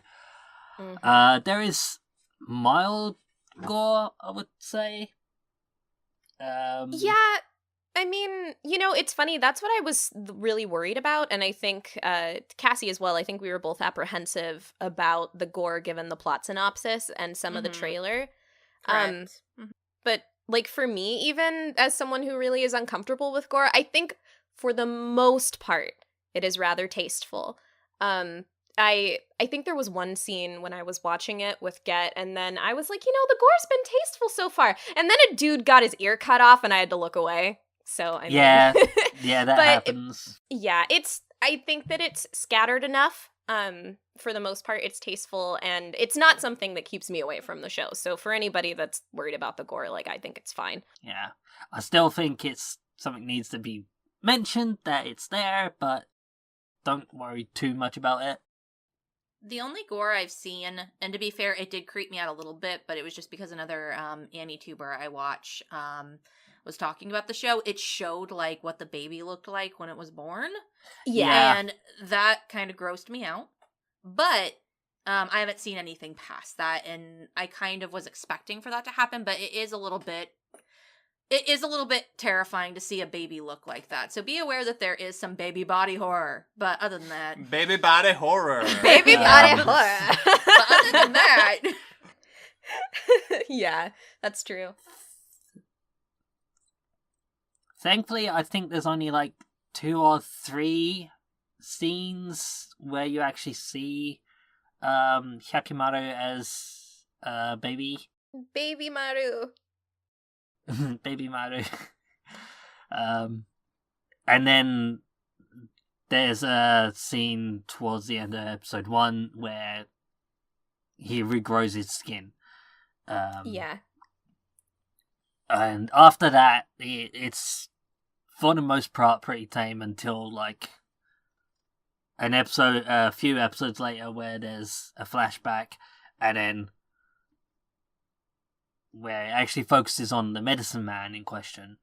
But yeah, beyond that is you get the odd limb being severed, but they don't really go into too much detail, and it's really quick and sword flash, limb flows off, gone. But speaking of, action scenes are smooth and fluid and so fucking well choreographed, and the animation in this is fucking gorgeous. And another really interesting thing about the series is the fact that Hyakimaru is a silent protagonist, basically. Initially because he literally doesn't have a voice. but even after he does get his voice, he still is a man of few words. Yeah, basically, I think the thing that's to be said about Hyakimaru is he is just completely silent, completely, almost you could say, manufactured in the first episode. So he's really a blank slate. But then as the episodes go on, essentially, he gains small pieces of himself. And it's just really fascinating. I had a weird thing that I talked to Get about, but I was like, this is almost like kind of an inverse look at people that are like alter abled almost, because you see how he survives without having like functions or parts of his body, and then how he changes or grows when he gets them. It's just really fascinating, and I love it, and I love him, and I'm gonna shut up now, but he's teaching me the joys of parenthood every week. He's a good boy. And I'm also going to say I could not stop at episode 3, as I was predicting was going to be the case. I am all caught up on the series, and I'd already made my decision by episode 3. So I'm just gonna continue gushing. Like, there's like reactions to how he's changed when he gets new abilities. Like, he gets his sense of pain back, so he tests it a bit and makes everyone freak out. When he gets his sense of hearing back, that freaks him out because he's been deaf his entire life up until this point. Yeah, I'd say save some, I guess, so we don't spoil all of them. It's just but so much good, and also Nana Mizuki voices a character in this series, and that's all I'm going to say about that. Well, of course. It's your wife. Oh, is she your wife too? Yeah. Well, okay. okay, there might be some throwdowns. Oh no, she's not my wife. It's just we'll get to that. Well, I more later, meant John and Dominic might fight. Ooh. Yeah, John, would you fight for Nana Mizuki? Yes. Oh. Would you fight? Yeah. Whoa! But preferably, I'd like her to fight me because she's got some nice muscles. Okay, moving on. But yeah, I'm actually really excited to check out Dororo. I think the only reason because I haven't is because winter 2019 has been weirdly good. Yeah. And I just had so much shows on top of everything that I was trying to watch for the podcast and get ahead on that it just kind of was like, well, I gotta watch it eventually. I'm pretty sure it's gonna pass. I'll just do that later. And I know that you and Cammy have both been just singing its praises, so I'm excited to watch it. Yeah, so in case people didn't realize, yes, this swims. Awesome. It'd be shitty if I was to say, like, after singing all these praises, it sinks. No, Hey, listen, it swims. I've done that before. I was like, hey, My Hero Academia Season 3, pretty good. We're not going to review it. Yeah, but that was... But there was a reason for that. There was reasons for that. Yeah. But listen, you could just fuck with all of us. Just be like, hey, here's this really good show. You guys want to have some tasteful fun? No. I would cry. Oh. like full on. There are some fucking really powerful gut punches in this series, though, that, like, Yeah. brought me to tears, speaking of crying. So, yeah. All right. I'm so excited. Yep. Dom, I'm also very excited to hear you talk about this show in particular. Oh, now I get to get on my soapbox. All right, I'll crawl out. Do it. This feels like I deserve it. It's kind of ironic because part of the reason I even agreed to be on this podcast in the first place was so that I could branch out and, watch a different variety of anime, and now I'm syncing 2 shows and passing the one that's just Precure again because that's all I fucking care about. So Star Twinkle Precure starts this year, and it's the main reason that this episode is so far out because it started at the end of February. More Start at of- the end of start of Start of February. February. Yeah, it started late. So it's only at like 4 or 5. I think episode 5 comes out today. So originally I was thinking this can't be that good because last year Precure was good, and Precure is not allowed to be good 2 years in a row. Yeah, and we I had was- all of these moments where I was like, I'm so excited for the new one. It looks so pretty. It looks so shiny. It's going to be so good. And then everybody was like, no, Cassie, it's not going to be good because Hugto was good.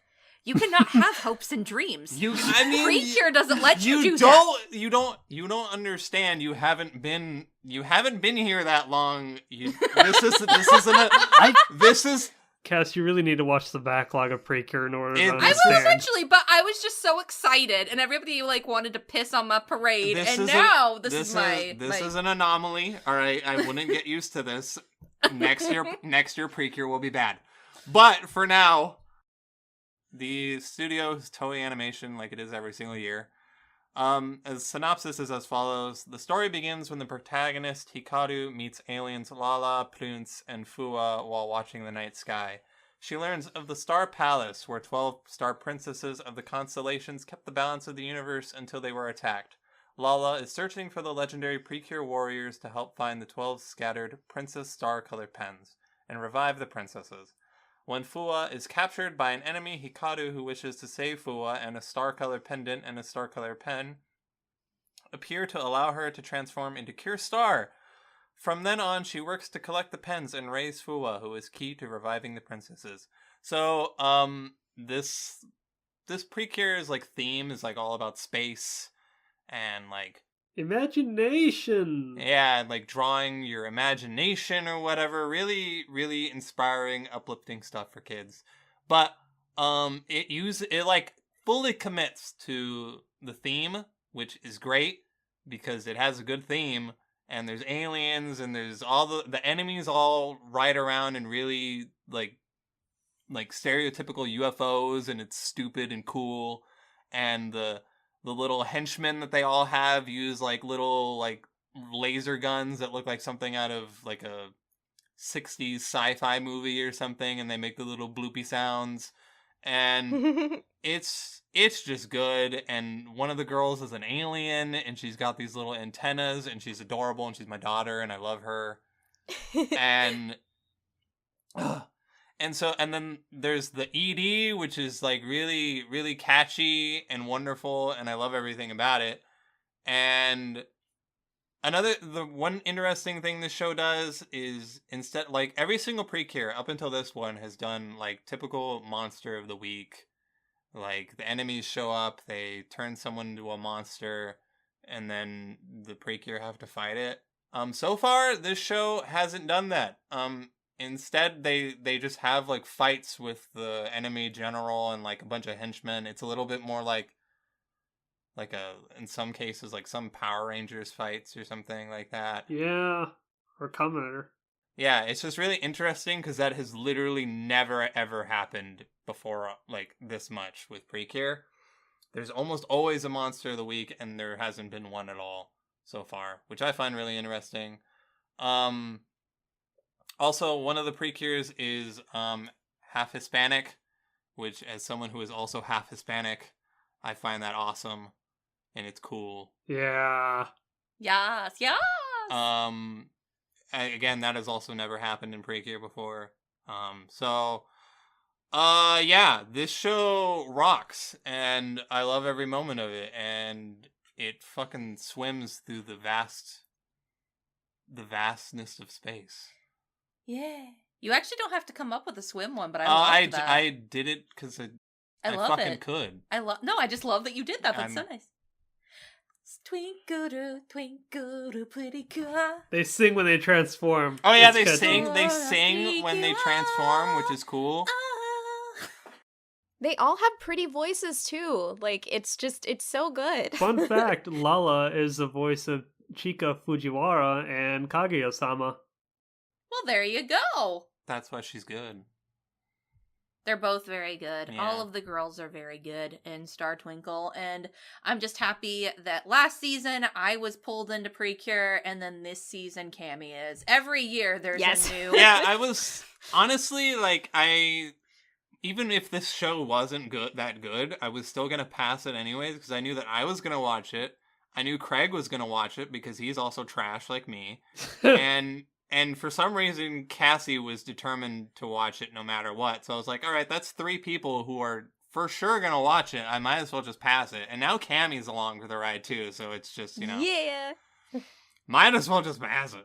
I'm probably also going to join in with watching it. So I mean, go ahead. I would actually recommend you just go back and watching the 4 episodes and watching it weekly. Then you can just have a nice little slice of magical girl pie every weekend. And then you don't have to binge 50 episodes when we review it a year from now. Yeah. Is that too?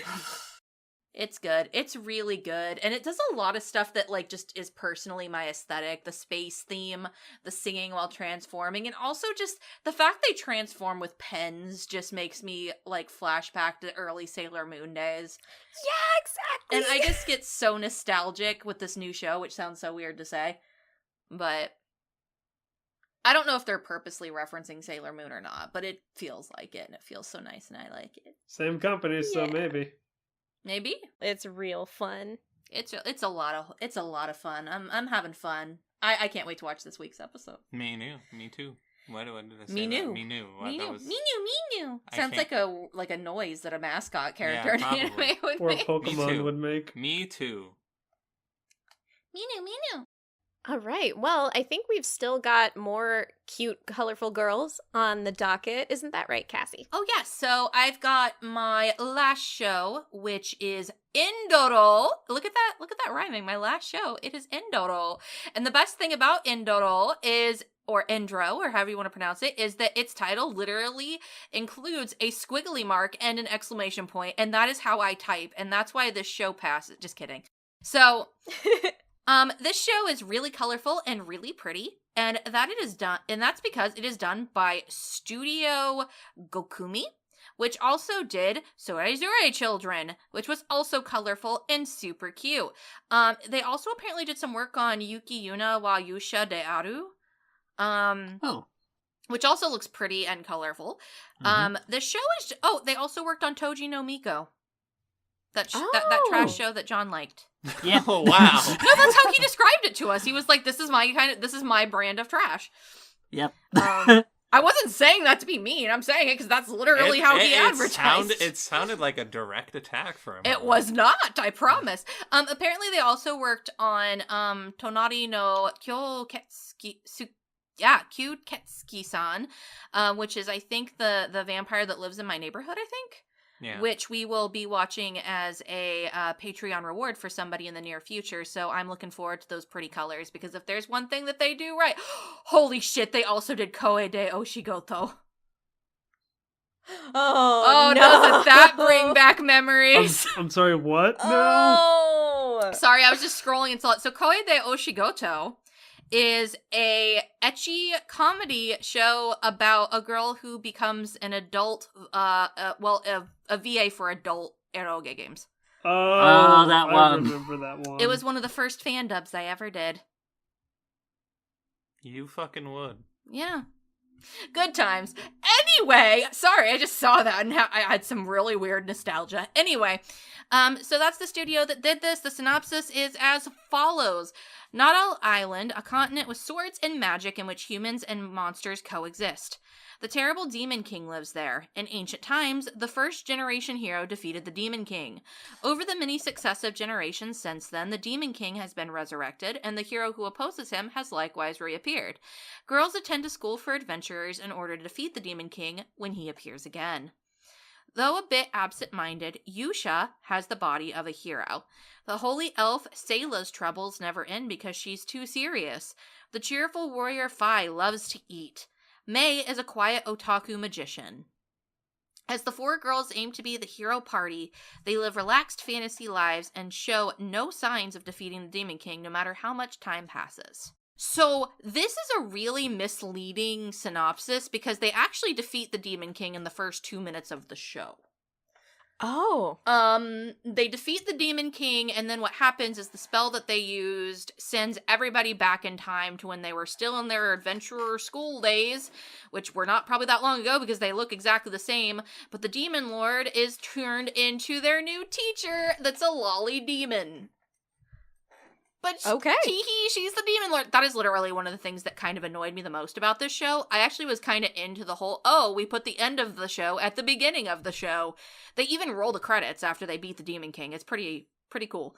But it's kind of like a really stupid concept. Like, I'm the Demon Lord. I'm gonna go back and be the teacher and try and sabotage these kids because I'm a cute demon lolly now. Aha, tee hee hee.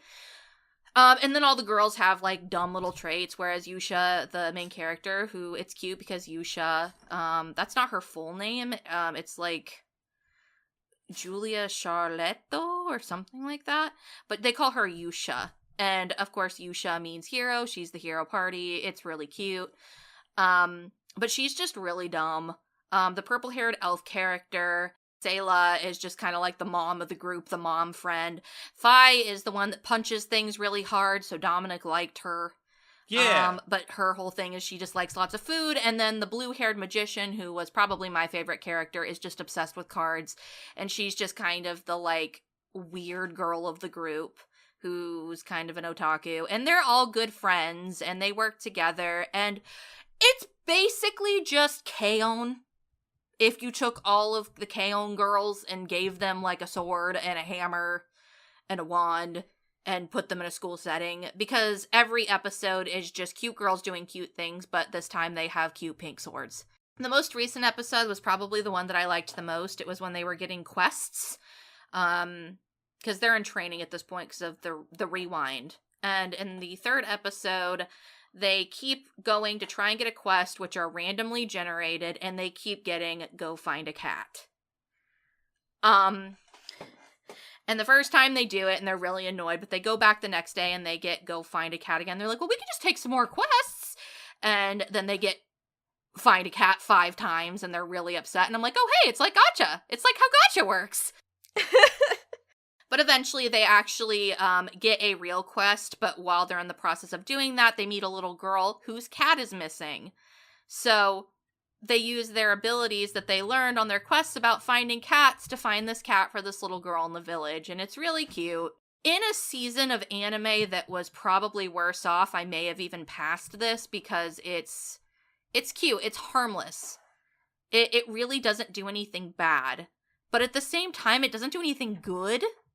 It's except for its opening. Its opening is really fun.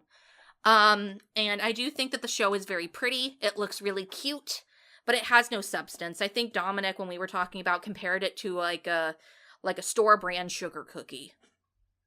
It looks nice. It has some sparkles on the top. You might even try it out and taste a few bites, but you probably shouldn't eat the whole box.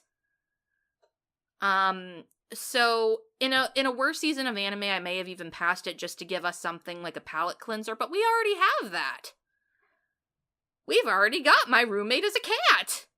And we also have a shit ton of other really good quality anime, so there's no reason for me to pass this mediocre anime. I'm sorry. It's gonna go and sink into the cookie batter of a much better show. Okay. Yeah, I guess that is, like, the only reason it's kind of a shame is because the art was cute, but I mean, It is.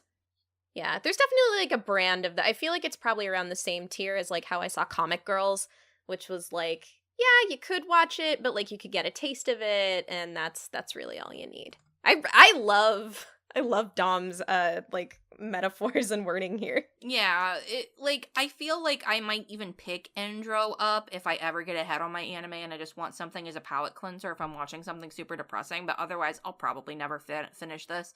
The good news is that it looks pretty, and it's not exceptionally bad. It's harmless. I do get a little bit annoyed that they turned the Demon King into a lolly demon.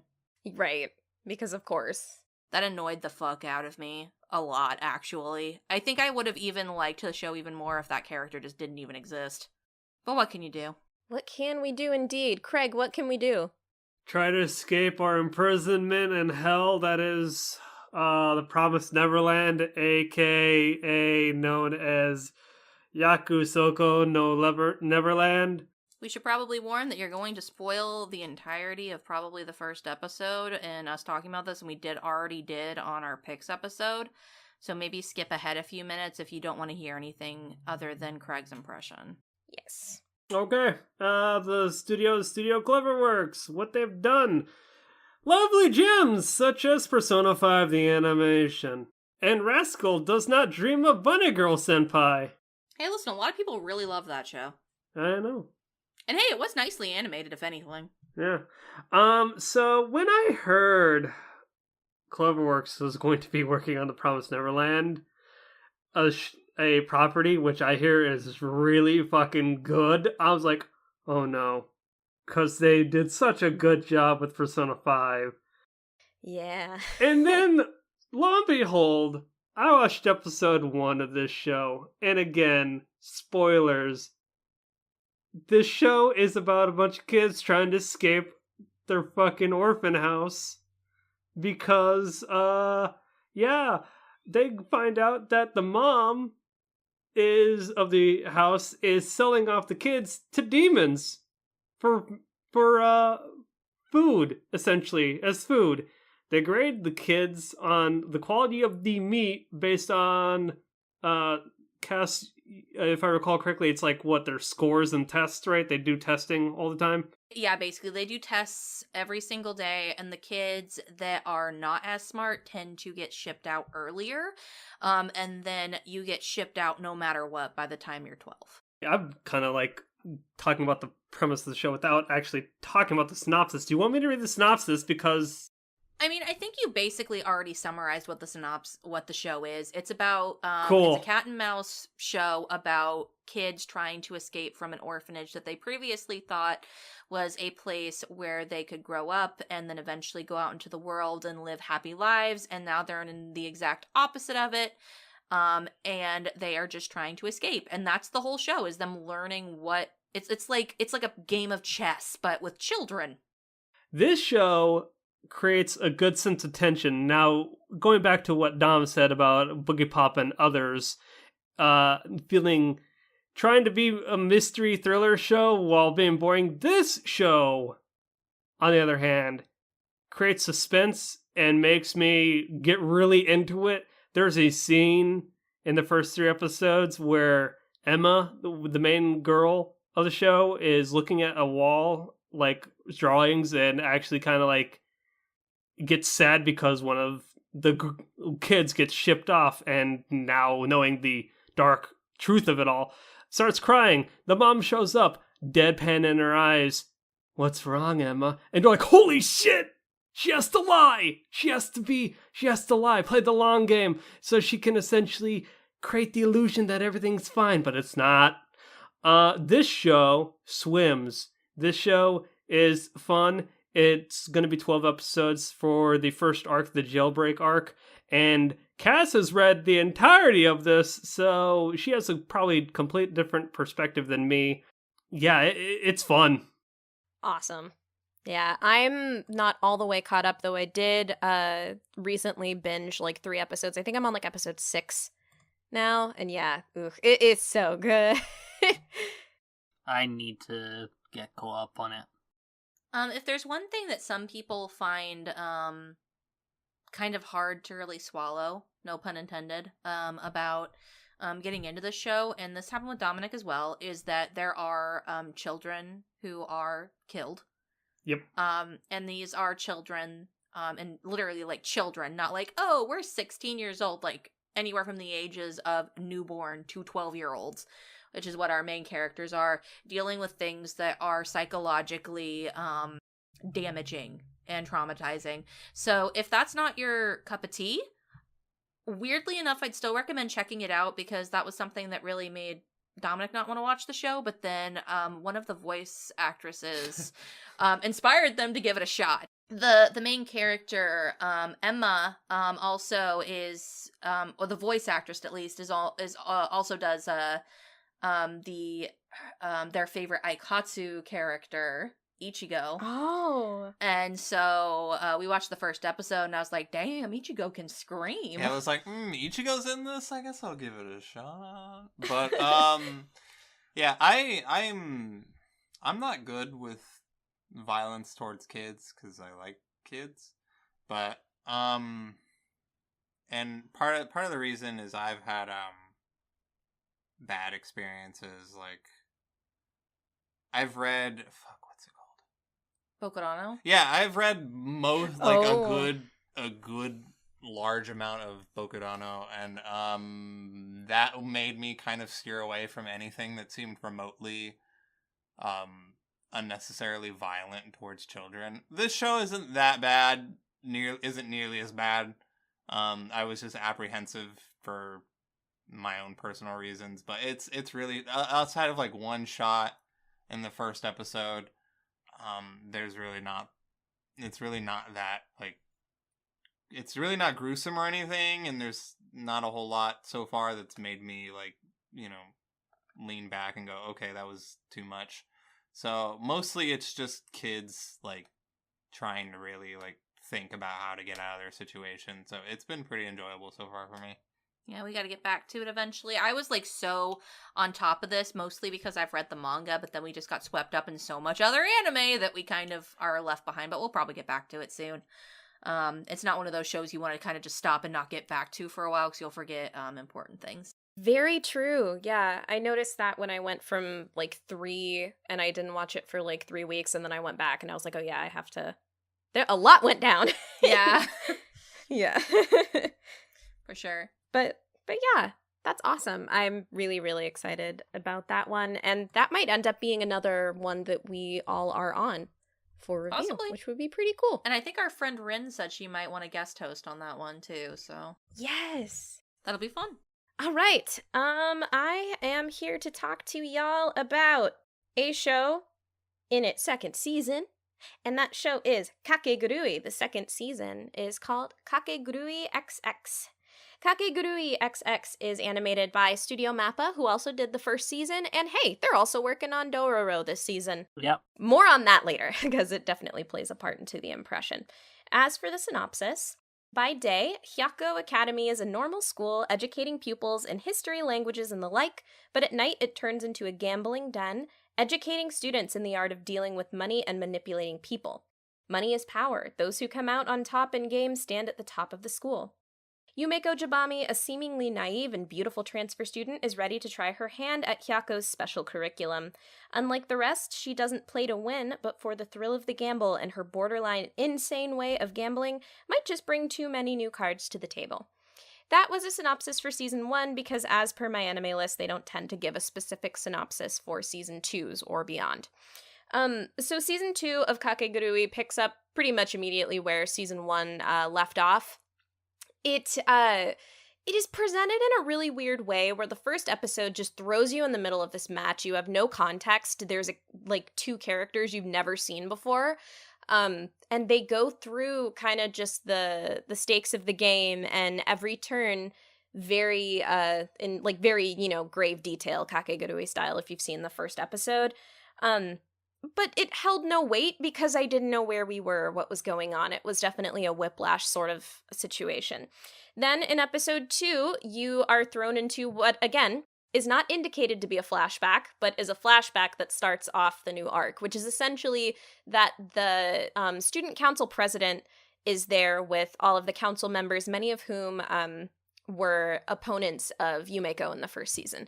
And she's basically like, yeah, so I want to shake things up, so she calls in like 15 new characters, and that you just see them. And she's like, yeah, these are like people from these are like my cousins, we're from the same like family clan, and I decided to have an election, and basically they're gonna compete along with all the students, and whoever wins gets in charge of the school and the clan. Let's fucking fuck shit up, because, you know, Like you do. gambling life. Yeah, gambling life. And then like for the last third of episode 2, when you finally realized, okay, this is the flashback that's setting us up, then they take us to like the last 5 minutes of that first match that we saw. And it was really weird. It did not feel like very good presentation to me. There are some, and also there are just like some pretty, what you'd anticipate to be like kind of relevant plot points that are just being dropped at like the drop of a hat. Anyone who watched season 1 will remember there's kind of a certain hinting about the relationship between the president and the vice president, who wears a mask. Oh, right. And you see that character unmasked like immediately in episode 2. You find out something about basically the ties between Yumeko and this clan that's like a pretty big deal, and they're just kind of like, oh, hey, this might be a little thing. And it's dropping so many little intricate plot points that I really don't feel like they're going to have time to close them all up. And also, even if there are new plot points, just bringing in a bunch of random characters and circulating a bunch of gambling again really seems like it's kind of just treading familiar water. I'm worried that this show is going to have the same fallbacks that season 1 had. It's also not as well animated as season 1 was. Really? But I'm okay with it because Dororo deserves all of the Sakuga, so it's fine. But yeah, there's like a weird thing now where a lot of characters who used to have like pupils don't have pupils in their eyes. The It's fuck? really strange. They just look like they have cataracts. And the opening is pretty good, but like it tries to do cool things, but it's not animated well enough for it to stand up. I'll probably show the video and we can watch it later because we like to do that sort of thing. So all in all, like, there are some cool things that are happening. They're definitely bringing in my girl Mary again, and I love her, so that's pretty great. I might check out this show later whenever it hits Netflix, but I'm definitely not gonna pass it for the podcast.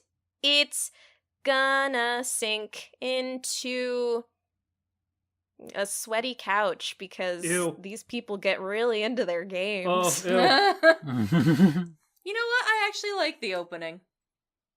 Yeah, like even visually, my only issue is with the visuals, honestly. I like both. I think it was really neat. I think I watched it with Craig, and we both really liked how they I did can't the card remember it themes. offhand, but I remember thinking it was fun. Yeah, the card Yeah. themes and everything. I thought it was. Now it doesn't even hold a spade to the first opening. Don't get me Yeah. wrong, but I and maybe that's why maybe your standards are super high. No, for me, the issue is that her singing is not animated on time to the song. Like, her lip movements are off, and it drives me nuts. That's fair. I liked it though. I like it a lot. We can still watch it together because I'm pretty sure a couple people here haven't seen it, but I liked it It's a lot. catchy. It's catchy. Yeah. But I've heard similar complaints about the second season of Kakegurui, so I would say I'm not exactly surprised, but I'm a little bit disappointed. I mean, you can still watch it. Yeah. No, I'm saying I'm disappointed with Kakegurui because because Gotcha. I feel like the first season was, despite the last half, I think the first half I was so fucking into it, and I was hoping that season 2 could bring that back and maybe amp it up to the next degree. And I've heard a lot of people say exactly what you're saying, and it just always makes me so sad when a second season can't even measure up to the hype of the first. So I'm just kind of Yeah. like, Kakegurui, plus. I'm not disappointed you sinking it. I'm disappointed that it couldn't hold up. Yes, I got you now. Yeah, I guess the kind of resolve is to just read the manga, I guess. Maybe. I've heard the manga is actually fucking amazing, so I gotta check that out eventually. After I, get through the 15 fucking piles of manga I have. Oh, that's a very good point. I don't even know if it's publicized in the West. It That'd is. be interesting. It is. Oh, I actually nice. saw it yesterday at the Barnes & Noble. Nice. I like to go in there and skim sometimes, especially because at around this time of year, you always get I saw Shield Hero there, for example. You always got the Whoa. stuff that's currently airing, or shows that got really popular. So oh, I guess we're gonna bring it over here. So Made in Abyss, volume 3 or 4 or something was on display. Yeah, Kakegurui is available. And I don't know if it's on Bookwalker, but it's definitely in print. I might Nice. have to look it up, but go buy it, guys. I've heard it's good. Yeah. Actually, at that point, we have gone through all of our impressions, and I can give a quick recap of what we sunk and what we swam. So John ended up for this season swimming Dororo, and he sank Rising of the Shield Hero and Magical Girl Spec-Ops Asuka. Dom ended up sinking Boogiepop and others and The Price of Smiles, and they swam Star Twinkle Precure. Cassie ended up swimming 2 really promising shows this season, Mob Psycho 100 Season 2 and Kaguya-sama Love is War, and ended up sinking Endro. Craig sunk Bang Dream Season 2 and Kemurikusa and swam The Promised Neverland. I sank Domestic Girlfriend and Kakegurui XX and swam My Roommate is a Cat. All right, so that stacks us up with 6 new shows added on our docket from the winter 2019 season. Before you go, also though, we do want to drop some social links. You can catch up with us on Twitter at twitter.com/AnnieChatbox. You can send us some email at anniechatmail@gmail.com. If you want to listen to us, you can listen on iTunes, Google Play, Stitcher, TuneIn, SoundCloud, or YouTube. If you would like to be a patron for us, go on to patreon.com/AnnieChatbox. Shoutouts as always to Sarah, Corpsey, Carol, Suki, and Paul. And if you have not had enough of Craig's voice and fun nerdy antics, check out soundcloud.com/saveourprogress for another super cool and kickin' podcast. Hey. All right. Yeah, so that being said, if anyone has any last minute commentary on winter 2019 or anything to say before we head out, go ahead and do so. I literally got nothing. Same. Yeah. I'm excited. I'm happy that the amount of shows we passed this season was probably half the amount we would normally pass, so God bless. Mm-hmm. Yes. We'll get to it sooner. Our production schedule is so happy. Yes, indeed. This is all an effort, so we won't be dropping shows. So a good way to do that is to not add too many. It's fair. It's very fair. By the way, if anybody wants to drop their own personal Twitters, mine is at Alchemy Mini, which is ALCHEMYMINI. If you want to communicate with me personally, I feel comfortable throwing that out there at this point. So It's in the descriptions for the episodes too. well, there you go. If you ever want to find us individually, you can find them in the description, I suppose. My Yep. tweets are garbage, don't bother. I love their tweets. Go watch and read all of their tweets. She's biased. Yes. My tweets are garbage. Cammy's not biased. I mostly just retweet things every so often. I just retweet things too. If you like weeby retweets, we will give you what you ask for. So you can follow Yeah. us each on Twitter. But yeah, until next time, guys, I think this was a pretty good impressions. Yep, thanks for tuning in with us for episode 101, and we will see you in the next one. Take care. Oyasumi! Bye-bye. Bye-bye. Peace. Party is over. I was waiting for that. Okay.